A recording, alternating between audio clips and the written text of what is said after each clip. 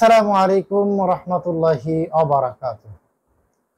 সকলকে আন্তরিক প্রীতি এবং শুভেচ্ছা মোবারকবাদ জানিয়ে শুরু করছি আজকের ভিডিও হলো, যদি কোনো মানুষ স্বপ্নে দেখে যে তার ঈমান দৃঢ় হচ্ছে, তিনি কলেমা পড়তেছেন, কলেমায়ে শাহাদাত পড়তেছেন, এমন যদি কেউ স্বপ্নে দেখে, তাহলে তার বুঝতে হবে যে তার ঈমান মজবুত হয়েছে। আল্লামা ইবনে সিনা রাহমাতুল্লাহ আলাইহির স্বপ্নের তাবির গ্রন্থ থেকে এমনটাই বলা হয়েছে যে তার ঈমান মজবুত হয়েছে, ঈমান শক্ত হওয়ার লক্ষণ। এমনকি তিনি বার্ধক্যতায় যদি পৌঁছে থাকেন, তিনি যদি তার বয়সের শেষ সীমায় পৌঁছে থাকেন বা হায়াত ফুরিয়ে যায়, আল্লাহ পাক যদি তার ডাকে সাড়া দিয়ে থাকেন, তাহলে ঈমানের সহিত মৃত্যুবরণ করার আশঙ্কা, ঈমানের সহিত মৃত্যুবরণ করার সম্ভাবনা। আলহামদুলিল্লাহ, এমন স্বপ্ন আমাদের সকলকে আল্লাহ পাক দেখার তৌফিক দান করুন, আমিন।